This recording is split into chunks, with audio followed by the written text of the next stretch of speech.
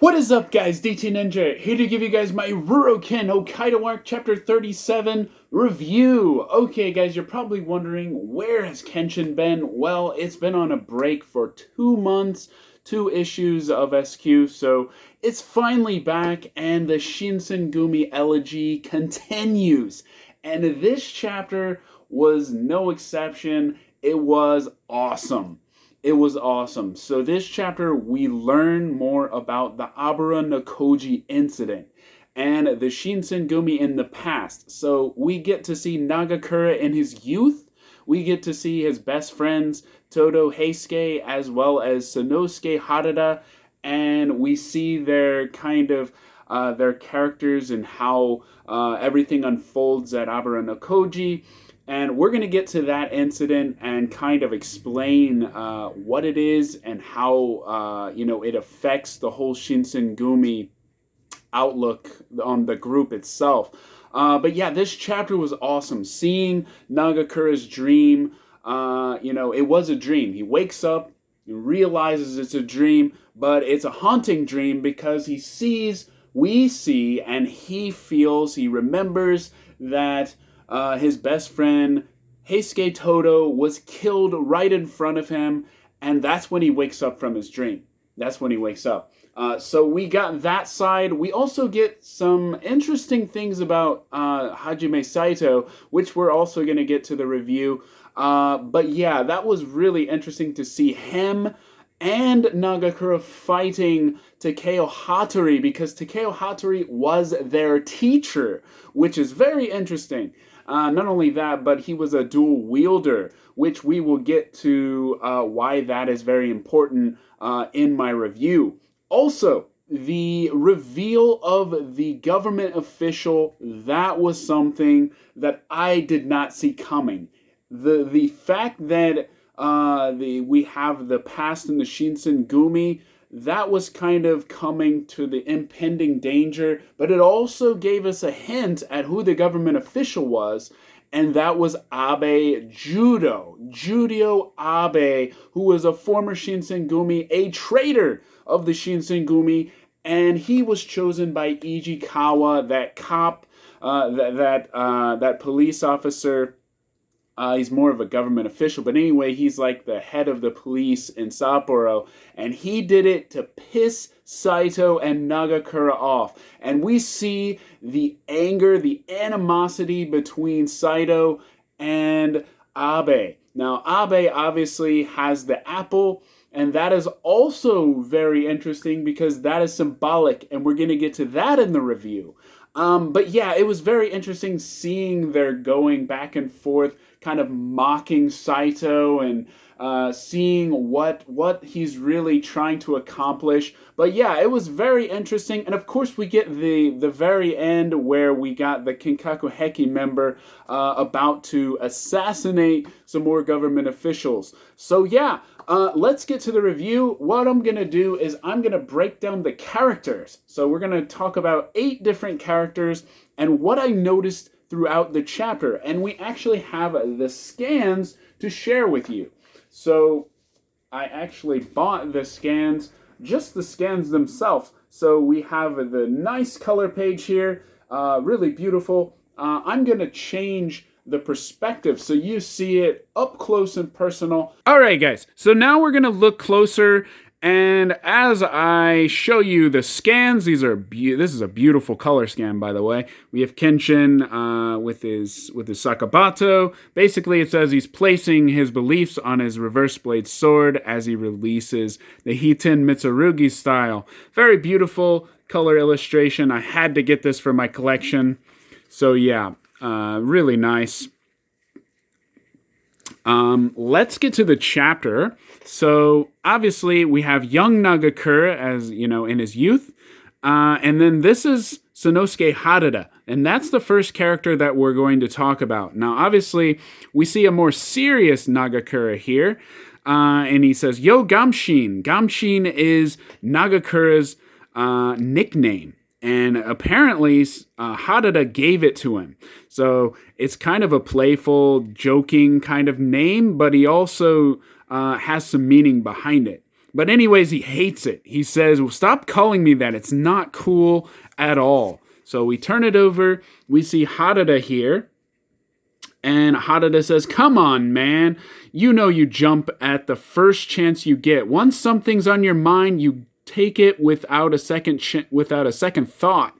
You're Gamshara Shimpachi, or Gamshin for short. Basically, it means you're reckless. So don't worry about it. And then he's talking about, that nickname means someone likes you. And people like you because of it. So, and he's like, you have me to thank for that. I made it sound stupid on purpose. So it's great to see their interaction. They're good friends, they're close friends, but it's really funny to see Harada messing with Nagakura, because remember in chapter 14, Nagakura actually messes with Kenshin and Saito, and specifically Kenshin gets pissed off, and here we see the same kind of reaction that Nagakura has when Kenshin gets irritated. So it's interesting to see kind of the personality of Harada, and later on, Nagakura becomes more like Harada. So in his youth, he's very serious, but later on, when he's older, he's very playful, he's more carefree. So it's very interesting to see kind of how the character is shaped, and later on, when Nagakura is an old man, he becomes more like his best friend. So it's very interesting. The next thing I notice is that Harada's face obviously looks like Sanosuke Sagara. So that's where the inspiration for his name comes from. It's where his character inspiration comes from. Also, look at the mannerisms. The way he's holding, the leaf in his mouth, that's something Sanosuke is known for. So obviously, he is Sanosuke, but I mean, that's something Sagara is known for. So we see Harada doing it. Obviously, that's where Sanosuke gets it from. So it's awesome to see that. And that's just something I noticed. I think everyone will notice that the very first thing you see. Now, he's also holding a spear, which is very interesting because most of the Shinsengumi have swords. He's one of the only ones that has a spear. Now, what's interesting about this is he uses it in the Abara no Koji incident, and he actually kills the Takeo Hattori, one of the main enemies that they're fighting. He's really strong, he's powerful, he's huge, he's actually their teacher, so that's another interesting thing, and we're going to get to that when I talk about Hattori, but it's interesting because the spear is actually used in the fight. Now, we don't actually see it in the chapter, but that's just something to think about that actually happened. So, let's move on. So that's Harada. Harada is a very interesting character. Now, let's move on. We have Hajime Saito. Now, I'm going to talk about Harada as well, but we're going to focus on Saito. So, Saito is shown as a lone wolf here, and he's walking down. You can kind of see he's alone, so everybody is off together but him. He is on his own. He is infiltrating the Goryo Eiji, which is an organization created from the Shinsengumi. So there was a former member of Shinsengumi. He didn't like what was happening. He went off and made his own group. And he's telling others from the Shinsengumi to join his group. So what does the commander do? He has Saito infiltrate as a spy. And what they do is he actually finds out that they're conspiring against Commander Kondo. And according to Saito, that is what their plan is. So he tells them, and they have him assassinated. And that's the whole Abara no Koji incident. So here, it's saying that he's seen as a coward, even to his own comrades, because he's off on his own. He's a lone wolf. He's very different from everyone else. And Harada says, I feel sorry for him. He's very loyal. He loves the Shinsengumi. I don't know any man other than him that loves the Shinsengumi. And that's something to think about. He really is loyal to the Shinsengumi. Even though he infiltrated the Goryo Eiji, he's kind of hated by both sides. So it's interesting that Harada feels that way towards him, but it also reveals something about Saito. He's very loyal, and we'll see that later in the chapter. So here's Harada, and he mentions Todo Heisuke. Heisuke Todo is also their good friend, close friend. All three of them were close friends in the dojo that they studied. So here is Todo Heisuke, Heisuke Todo. Now, what's interesting about this, they all talk about what's happening, and so it talks about a little bit about Kashitaro Ito and how he encouraged Heisuke to join his group, and that's why he leaves the Shinsengumi. He didn't agree with what the Shinsengumi were doing. What's interesting about this is here. Look at this. This is the haori, or the overcoat of the Shinsengumi. You can see it. He drops it. It means that he's no longer Shinsengumi. But then you look here. He's got a new one. Okay? And then I don't know if this is Commander Kondo. It could be. And then he turns around. Now, what's interesting about this, it kind of seems like he's looking back one last time to remind him of what he's leaving. He's leaving behind his good friends. He's leaving behind, Nagakura and Harada. Those were his close friends in the dojo. So it's interesting that we got this idea that he's leaving it behind, but also he's kind of hesitating and realizing what he's leaving behind. So I found that very interesting. And also, Harada mentions that they were close friends even before they joined the dojo, and that he doesn't know what to do, and he's leaving it to Nagakura, So very interesting stuff. Okay, this is the next part. It mentions that Kashitaro Ito has been killed, and that is from the reason is because of the plot to kill Commander Kondo. They eventually assassinate him. They ambush him. So this is the message. He's telling him that he's on Aburo no Koji Street. And then they're telling where the Goryo Eiji is, which is Kodaiji Temple. That's where they're at.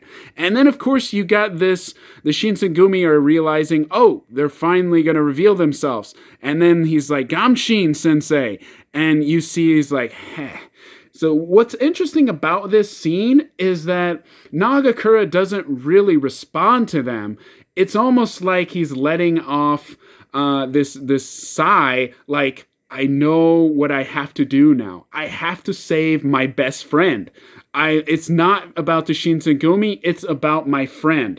And this is kind of what he's doing here. And this is where they mobilize. And of course, this is Kashitaro Ito. So now let's move on to Kashitaro Ito, because this is very important about the Aburo no Koji incident. So the Aburo no Koji is a street, okay? And it's on it's between Shichijo in Kyoto and Aburo no Koji. So this is where they left Kashitaro Ito. Now, to understand Kashitaro Ito, he was a former member of the Shinsengumi, a staff officer. So he's very, very smart. He's very intelligent. He realized that the Shinsengumi's rules, their laws, especially I think it's Hatacho, that Wolf's code was just so outrageous. You can't leave the Shinsengumi or you die. It's pretty crazy. So he decided that his ideals were not matching the Shinsengumi. So he left, and he created his own organization called the Goryo Eiji. Now, the Goryo Eiji believed in revering the emperor. Now, as you know, the shogunate is what the Shinsengumi protected. So it's the opposite. So they joined the other side. So to Saito, that was a traitorous move, right? Because he joined the other side. So what's interesting about Kashitaro Ito is that, like I said, Saito was a spy, right? And he was supposed to spy on what they're doing. What is their purpose? And their purpose was to guard the imperial palace, Emperor Kome. However, Saito found out that there's this conspiring against the commander. However, it's not true. There's no evidence that says that he was going to kill Commander Kondo. So this is all from Saito's mouth, I suppose. So Saito tells him, and they have him assassinated. They actually invite him over. Kondo invites him over, and they assassinate him on Aburanokoji Street. They walk him home, they get him drunk, they assassinate him.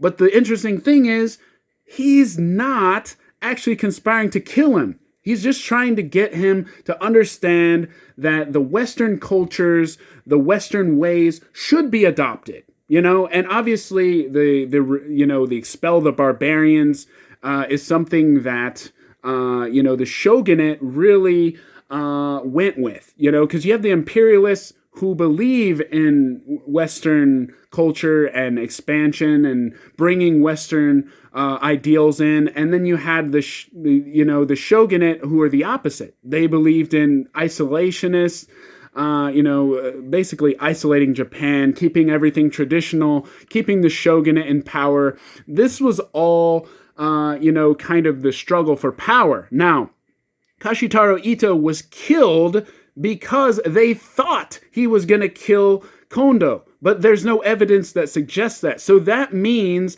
all of this was caused by Saito's mistake. Saito told Kondo that there was going to be an assassination, they're planning to kill you, but there's no evidence that suggests this. And this is real. This is the real historical account.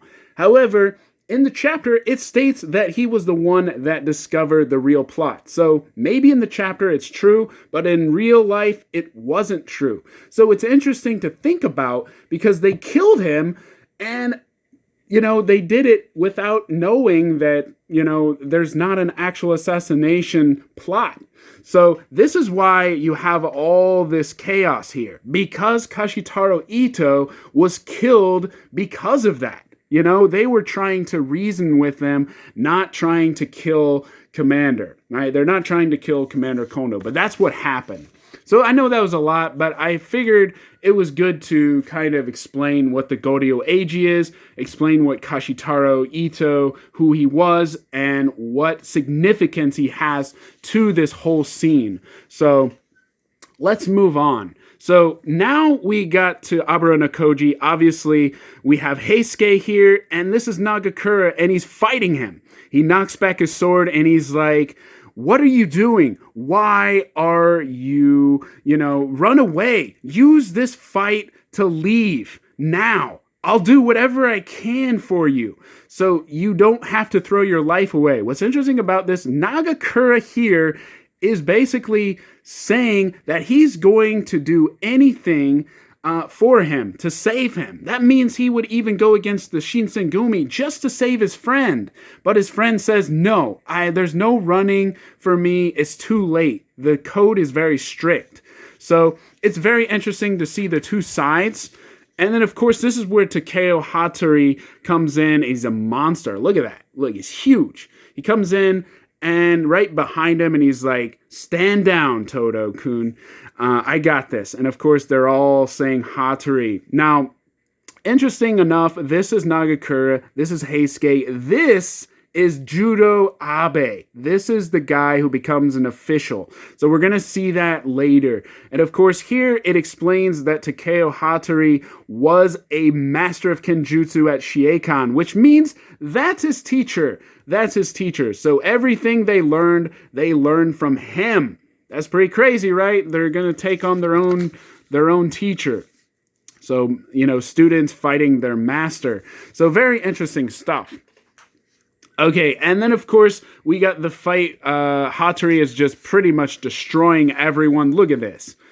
He's got the armor on. He's got a mask on. Those swords are huge. He's got two swords, so he's a dual-wielding swordsman. It's pretty crazy how they portray him here, but, exaggeration aside, he looks awesome. He just looks imposing. He just lays out everyone, growling and destroying everyone. And of course, Nagakura fights him as well, saying he's a damn monster. Look at those swords compared to his sword. His sword is huge. And then this is where Saito comes out of nowhere and protects Nagakura and helps him out. You see him use the Gatotsu here. You see them both fighting at the same time. Now, let's go to the next thing with Hattori. And the thing, I said he's a dual wielder. Now, what's interesting about that is that so is Hyobei, the Skull Kenkaku Heki member. So what's interesting is that in the past, they fought a dual wielder, and now in the current state, in Sapporo, they're going to fight another dual wielder. So it's interesting that we got kind of past and present coming together. But yeah, Hattori's a pretty crazy character. And he even says, your Gatotsu is slower than I expected. Nagakura is saying, why are you coming out of hiding?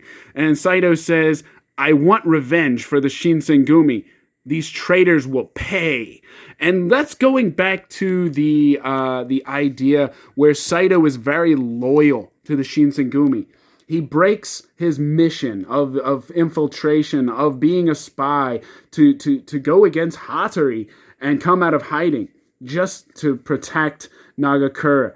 And then in this instance, this is where Heisuke gets killed right in front of Nagakura by some other Shinsengumi members. So it's pretty crazy when you think about how this all goes down. But like I said, Hattori was their teacher. So that's another thing to think about because they're facing their own master. So the students are facing the master, and you could just see he's very skilled. Now, as I said, Hattori does die. He gets killed, but by Harada. And it's only after his sword is broken. So I assume that either Saito or Nagakura or both of them cause his sword to break.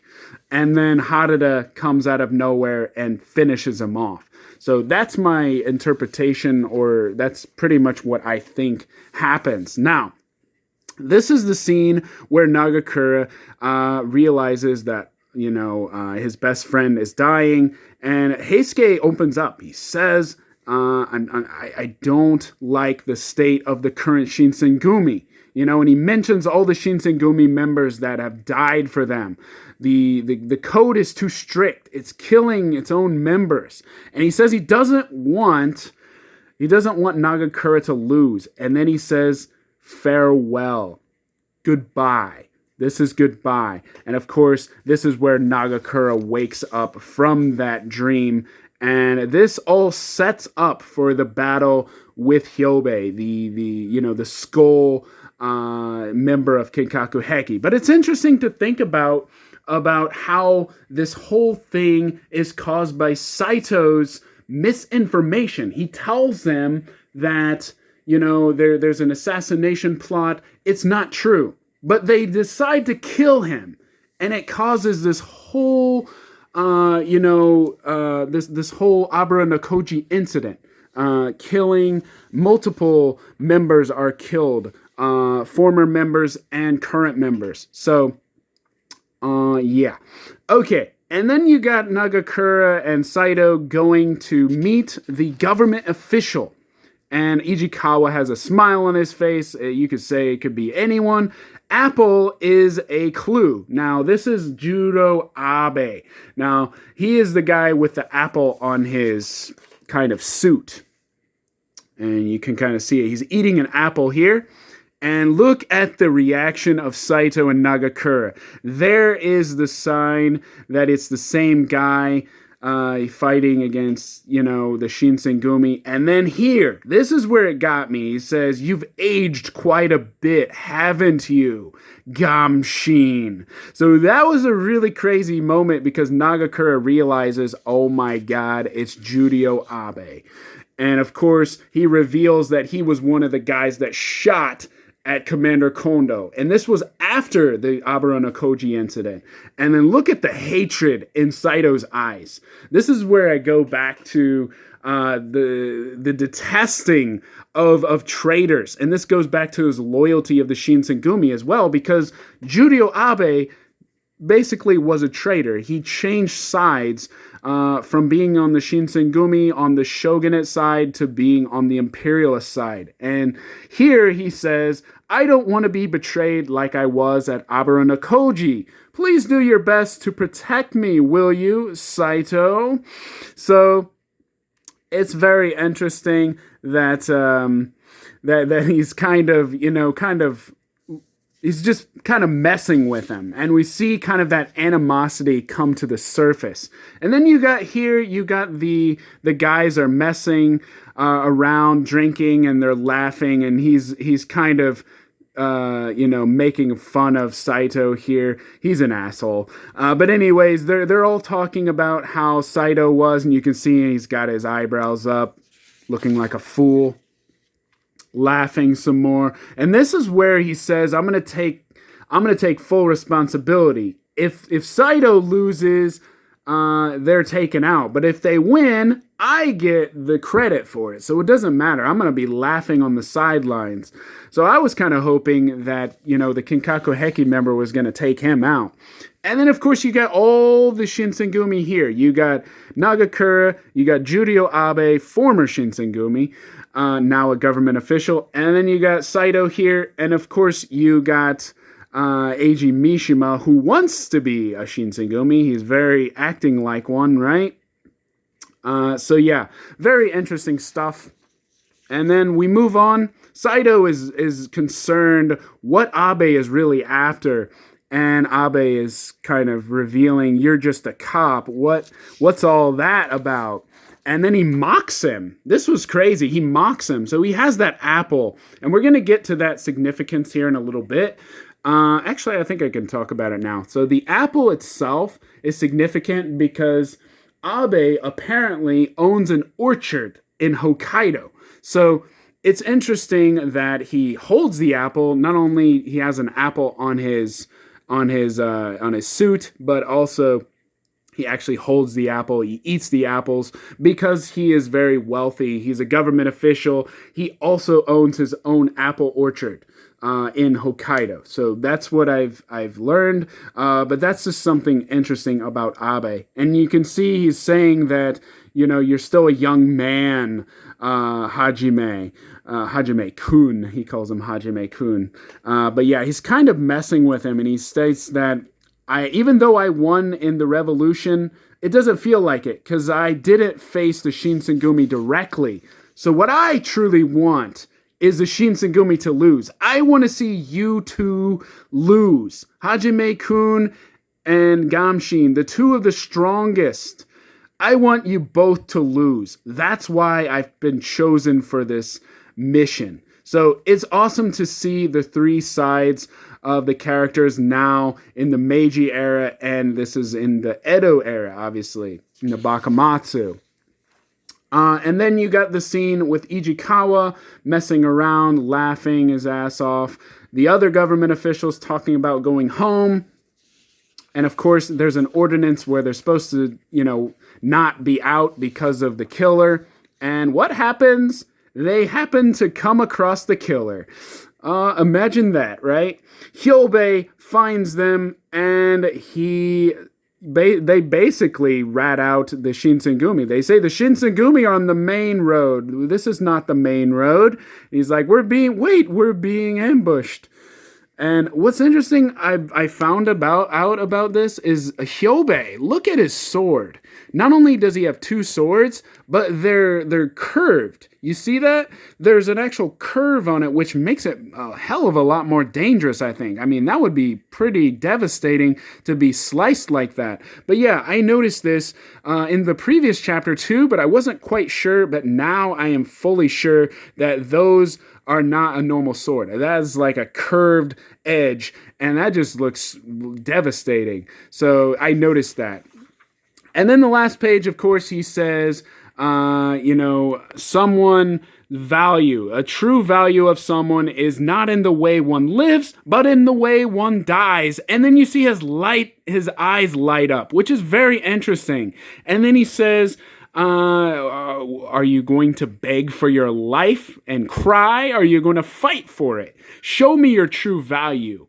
And so these eyes, the thing that I notice about this, it kind of reminds me of a Shinigami. Like, the Shinigami eyes where you get to see their lifespan in Death Note. It kind of reminds me of that. But it also kind of reminded me of the Shino Ippo that Jine Udo has. Now, I'm not saying that's the Shino Ippo, but that's definitely a technique of Hyobei. It seems like he's using some kind of technique I'm not saying it's like Byakuya, because Byakuya could see some crazy stuff, but maybe Hyobe has some kind of technique as well. So that'd be a good discussion question to think about. What is his power? But yeah, I noticed these things about each of the characters. One last thing I wanted to share is something that I noticed about Nagakura Shinpachi.